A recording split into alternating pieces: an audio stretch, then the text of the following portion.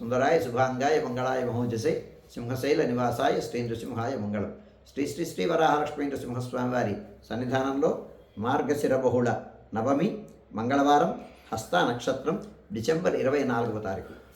యథావిధిగా 3 గంటల నుంచి 3:30 గంటల వరకు సుప్రభాత సేవ, 3:30 గంటల నుంచి 6:30 గంటల వరకు ప్రాతరారాధనం. ప్రాతరారాధనలో భాగంగా నిత్యవేద పారాయణం, ఉపనిషత్ పారాయణం, ధూపసేవ సమయంలో చతుర్వేద పారాయణం, శ్రీరామాయణం, భారతం, భాగవతం, విష్ణు పురాణం, క్షేత్ర మహాత్మ్యం, వరాహపురాణం, శ్రీభాష్యం మొదలైన గ్రంథాలన్నీ పారాయణం చేయడానికి ఉపక్రమిస్తారు. అనంతరం బాలభోగ నివేదనంతో సమాంతరంగా ధనుర్మాస ప్రయుక్తంగా విశేష సేవాకాలం తిరుప్పావే సేవాకాలంతో సమాంతరంగా నిత్యహోమం, బలిహరణం అయిన తర్వాత మంగళాశాస్త్రం, చాతుర్మార్గోష్ఠి, తీర్థ వినియోగం అయిన తర్వాత చుట్టు సన్నిధుల్లో సింహవల్లి తాయారు సన్నిధిలోనూ, లక్ష్మీనారాయణ స్వామి వారి సన్నిధిలోనూ మంగళాశాస్త్రం పూర్తయిన తర్వాత ఆండాళ్ళమ్మవారు వేడ తిరువీధి మహోత్సవం అమ్మవారి సేవ జరుగుతుంది.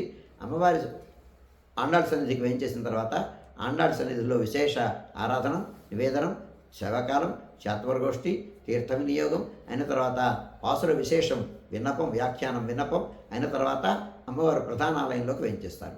ప్రధానాలయంలోకి వేయించేసిన తర్వాత వైల ఆరగింపు, ముద్గాన్న నివేదనం అయిన తర్వాత ఆళ్వారి సన్నిధిలో విశేష ఆరాధనం, నివేదనం, చాతుర్వర్గోష్ఠి, తీర్థ వినియోగం అయిన సేవాకాలం పూర్తయిన తర్వాత చాతుర్వర్గోష్ఠి, తీర్థ వినియోగం అయిన తర్వాత రాజభోగ నివేదనం అయిన తర్వాత చుట్టు సన్నిధుల్లో నివేదనం పూర్తి చేసుకున్న తర్వాత మంగళ నీరాజనం అయిన తర్వాత గోవిందరాజస్వామి వారు ఉభయదేవేరులతో కూడి కళ్యాణ మండపంలోకి వేయించేస్తారు. వేయించేసిన తర్వాత సుమారు 6:30 గంటల నుంచి సర్వదర్శనం ఆరంభమవుతుంది. 7:30 గంటలకు సహస్రనామార్చనం, 8:30 గంటలకు ఆర్జిత గరుడ సేవ, 9:30 గంటలకు ఆర్జిత నిత్య కళ్యాణం ఆరంభమవుతాయి. ఆయా సేవల్లో భాగస్వాములు కాగోరు వారు ఆయా సేవలకు తగిన రుసుము చెల్లించి సంప్రదాయ వస్త్రధారణతో పరిమిత సంఖ్యలో భాగస్వాములు కావచ్చు. మధ్యాహ్నం 2:30 గంటల నుంచి 3 గంటల వరకు మధ్యాహ్న విరామం. ఈ సమయంలో భక్తుల యొక్క దర్శనములు నిలుపుదల చేయడం జరుగుతుంది. 3 గంటల నుంచి రాత్రి 7 గంటల వరకు సర్వదర్శనం కొనసాగుతుంది. సాయంకాలం 5 గంటల నుంచి 5:30 గంటల వరకు సహస్రనామార్చన జరుగుతుంది.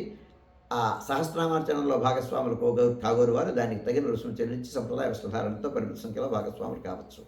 రాత్రి 7 గంటల నుంచి 8:30 గంటల వరకు రాత్రి ఆరాధనలో భాగస్వాములు కాగోరు వారు దానికి తగిన రుసుము చెల్లించి సంప్రదాయ వస్త్రధారణతో పరిమిత సంఖ్యలో భాగస్వాములు కావచ్చు.